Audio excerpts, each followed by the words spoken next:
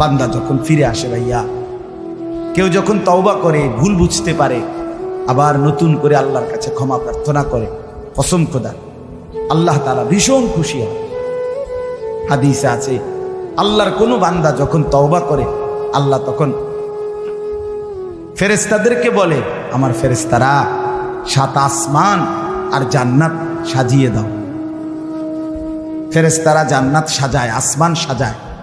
ফেরেশতারা ডেকে বলে, রব্বুল আলামিন কি হলো যে কারণে আসমান সাজাইলেন, জান্নাত সাজাইলেন? রব্বুল আলামিন তখন বলে, আসলাহাল আবদু মাওলাহু, এক ভেগে যাওয়া গোলাম আজকে তার মনিবের সাথে সম্পর্ক ঠিক করে ফেলেছে। আল্লাহ বলে, আমার এক গোলাম আমার থেকে ভাইগে গেছিল রে, অনেকদিন ওই আমারে সেজদা দেয় নাই, আজকে দিছি। অনেকদিন সে আমারে ডাকে নাই, আমি খুব কষ্ট পাচ্ছিলাম। আমার বান্দা আমার হাতে গড়া, আমার দেওয়া নাক, চোখ, কান, আমার দেওয়া জবান, আমার দেওয়া জিহ্বা, আমার গড়া বান্দা আমারে ভুলে আমার থেকে ছুটে গেছে। আজ আমার সেই ভেগে যাওয়া বান্দা আমার কাছে ফিরে আসছে। লাল্লাহু আশাদ্দু ফারাহান বিতাওবাতি আবদি, নবী সাল্লাল্লাহু আলাইহি সাল্লাম বলেন, আল্লাহ তাআলা ভীষণ খুশি হয় বান্দা যখন তওবা করে। এজন্য যুবক ফিরে আসো, নওজোয়ান ফিরে আসো, নিজের ক্ষতি করো। আমি প্রত্যেক দিন বলি ভাইয়া, তুমি মরে গেলে হ্যাঁ পৃথিবীর কিচ্ছু আসবে। এই বন্ধুরা ধোকা ধোকা, একটা ফোলা ফাইন, তুমি মরলে খানা বন্ধ করতে হবে, কসম খোদা তুমি লিখ কেন?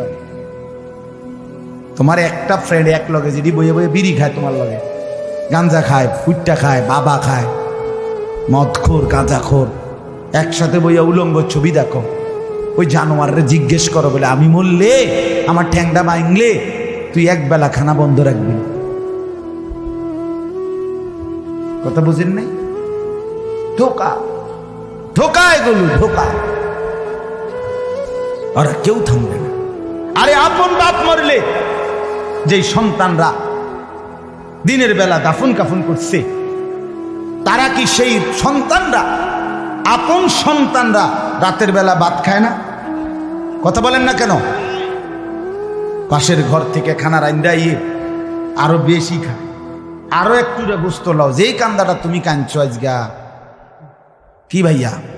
তাইলে তাহলে আপন বাপ, তারপরেও তো সন্তান খানা খায়, তোমার লেগে কাঁদবে কে? এর জন্য পৃথিবী আমাদের কারো জন্য থামবে না ভাই, থামবে না। সামনের গাড়ি অ্যাক্সিডেন্ট করে, পেছনের গাড়ি অপেক্ষা করে না, পাশ কাইটা কাইটা চলে যায়। জ্যাম বাজ্যা গেলে আরো শিক্ষার শুরু করে, আরে লোক মরে গেছে, আরে মরলে মরুক বেটা, রাস্তা ক্লিয়ার করতে কম। ঠিক কিনা বলেন না কেন? ধরে বেটা বেটা কেডা মরছে না মরছে বেটা, এর লেগে বুঝি মানুষের রাস্তা আটকায় রেখে, মানে এই যুক্তি দেখা। তাহলে কেডা মরছে না মরছে মানে তোর মতো এক মানুষ মরছে। ঠিক কিনা বলেন না? তোর মতো এক সুস্থ সবল মানুষ মরছে বেটা, যে একটু আগে হাত নাড়তো, পা নাড়তো, সেই মানুষটা এখন রক্তে ভাসতেছে বেটা। পাত্তাও নাই, কিসের সময় কাম, কার হাতে সময়? সবাই মেশিনের মতো, যন্ত্রের মতো দৌড়াইতেছে। রাস্তায় দেখেন না সিএনজি, অটো, কি করে সবাই, কারো হাতে সময় নেই। ঠিক কিনা বলেন? কে কাকে ঠেলিয়া যাবে, কারো হাতে সময় নেই, কে কার জন্য থামবে। এই জন্য তুমি নষ্ট হয়ে গেলে বন্ধু, কেউ তোমারে ফিরাবার নাই। তোমার জন্য ভাববে কেউ, ডাকবে কেউ, কাঁদবে কেউ নাই। আরে আপন মা বাপের তো খবর নাই এখন। চারিদিকে হত্যা, খুন, ধর্ষণ, নির্যাতন, পরকীয়া, স্বামী থাকতে স্ত্রী অন্য নারীতে আসক্ত, স্ত্রী থাকতে পুরুষ অন্য নারীতে আসক্ত। কি পরিমাণ বেড়ে গেছে, কি পরিমাণ অসভ্যতার অস্থিরতা বেড়ে গেছে। আমার 16 বছরের সন্তান, 20 বছরের জওয়ান, আমি তোরে মনে করাই দেই বন্ধু, আগামী 20 বছর পৃথিবীতে তোমারে বাঁচতে হবে, এই সমাজেই বাঁচতে হবে। তুমি এই পৃথিবীর থেকে চাঁদের দেশে যাইতে পারবা না। তাহলে এই সমাজে তোমার মা আছে, তোমার বোন আছে, তোমারও একটা ছোট বোন আছে। এই সমাজে তুমি যাকে আজ হোক কাল হোক বিবাহ করবে, তাহলে এই নারী যদি পবিত্র না থাকে, তোমার মেয়ের নিরাপত্তা কোথায়? তোমার বোনের নিরাপত্তা কোথায়? আগামী দিনে যে তোমার স্ত্রী হবে তার চরিত্রের পবিত্রতা কোথায়? তোমরা সবাই যদি মাতাল হয়ে যাও, তোমরা সবাই যদি মনে করো শাহওয়াত, নারী, ছবি, অশ্লীলতা, বেহায়াপনা এরই নাম জীবন, তাহলে এই সমাজেই তো বাঁচতে হবে তোমরা, এই সমাজেই তো বাঁচতে হবে তোমরা। তো তোমরা যদি নিজের হাতে নিজের ক্ষেত, নিজের ফসল, নিজের সমাজ, নিজের এলাকা যদি এভাবে তছতছ করে দাও, নষ্ট করে দাও, তো একটি নিরাপদ সমাজ কেমনে পাইবা ভাইয়া? কে এনে দিবে এক উত্তম সমাজ? কে এনে দিবে?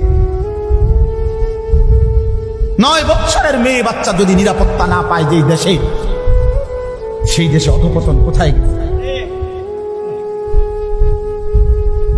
অধঃপতন কোথায় গেছে বলেন? অসহায় কোন ইমাম মুয়াজ্জিনকে কোনোভাবেই কোন জালেম শেষ পর্যন্ত কোনোভাবেই কোন ইমাম মুয়াজ্জিনকে বেইজ্জতি করতে পারবে না।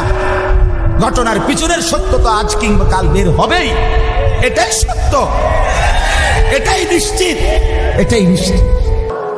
মুসলমানের এই সন্তান আমাদের সন্তান, এরা আমাদের ছেলে। 16 বছর, 14 বছর, 18 বছরের বাপ, মুসলমানের বাচ্চা লাগাম ছাড়া এক জিন্দেগি যাপন করতেছে। মা, বাবা, অভিভাবক, এলাকার মানুষ, কারো কোনো তত্ত্বাবধান বলতে কিচ্ছু নাই। একটা মোবাইল আর ছেলেটা নিজে জন্তু জানোয়ারের মতো জিন্দেগি কাটাইতেছে। নিজের মতো খায়, নিজের মতো চুল রাখে, নিজের মতো জামা পরে, সারা রাত উলঙ্গ ছবি দেখে, অনলাইনে লাখ লাখ টাকা জুয়া খেলে, মেয়ের পিছনে ঘুরে উলঙ্গ দৃশ্য দেখে। এটা জানোয়ারের জিন্দেগি ছাড়া অন্য কোনো জীবন হতে পারে না বেটা। এটা মানুষের বাচ্চার জীবন নয়, এটা মুসলমানের সন্তানের জীবন নয় বেটা। মুসলমান এত পাগল না, মুসলমান এত ছাগল না।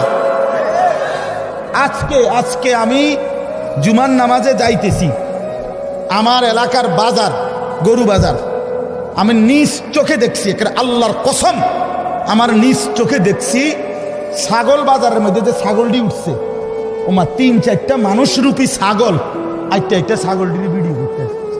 ওইটা কি ছাগল? তোরে কি কামড়াইছে? তোরে কোন শয়তানে কামড়াইছে? তোরে তুই ছাগল উড়াস কি বলে? একের কসম আল্লাহ আমি নিজ চোখে দেখছি। আপনি বলেন না, ইনসাফের কথা বলো ভাই, তোমরা বলো ভাই, এটা কি? এই গরু বাজারের ছাগল, এগুলো তুই ছাগল, তুমি এক ছাগল না? তুমি এগুলো কেন উঠাচ্ছ? এতটুকু এহসাস, এতটুকু বিবেক তো থাকবে। আমি কি করছি, আমি কি করছি সারাটা দিন?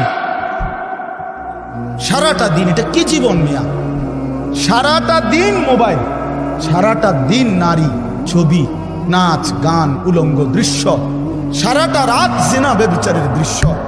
হায় রে মুসলমানের বাচ্চা, হায় রে বাপ, কে তোরে আল্লাহ চিনাইবে? বাপ কে তোরে মালিক চিনাইবে? 365 দিনে খোদার একটা বছরে তুমি কোনোদিন ফজরের নামাজ পড়ো না বন্ধু? কেউ কি নাই তোমার যে তোমার মনে করাই দিবে যে তোমার একজন আল্লাহ আছে, কবর আছে, আখিরাত আছে? আহা, মা কোথায়, বাবা কোথায়? কেউ তার প্রতি কোনো মায়া নাই। ছেলেটা নষ্ট হয়ে যাইতেছে, চরিত্রহীন হয়ে যাইতেছে, চোখের সামনে একটা সুন্দর জীবন শেষ হয়ে যাচ্ছে, কারো কোনো আফসোস নেই। আফসোস নারী দেখতে দেখতে, ছবি দেখতে দেখতে, বন্ধুদের আড্ডা দিতে দিতে ছেলেটা শেষ হয়ে যেতেছে। আমরা বুঝি না বাপ, তোমাকে চেহারা দেখলেই তো বোঝা যায়, চুল দেখলেই তো বোঝা যায়, তোমাদের সুরত দেখলেই তো বোঝা যায় কয়জন নামাজ পড়ো আর কয়জন পড়ো না। বোঝা যায় না বাপ? বেনামাজি দেখলেই তো চেনা যায় বন্ধু, বেহায়া দেখলেই তো চেনা যায়, দুশ্চরিত্র দেখলেই তো চেনা যায়, অসভ্যরে দেখলেই তো চেনা যায়, নির্লজ্জ বেহায়াকে দেখলেই চেনা যায়। আহা, বহুতই আফসোস, আপনারা জানেন না এটা। বয়স্ক বাবাদেরকে বলছি, আজ মুসলমানের মা বাপ সবাই ব্যস্ততা হলো খাট পালং সোফা ফার্নিচার, ইট বালু সিমেন্ট টাইলস, এই নিয়ে ব্যস্ত। ঘর সাজাচ্ছে, ফার্নিচার বানাইতেছে, আসবাব কিনতেছে, মজার মজার বাজার করতেছে, 10 আইটেমের রান্না হচ্ছে, খাচ্ছে, ফুর্তি করতেছে।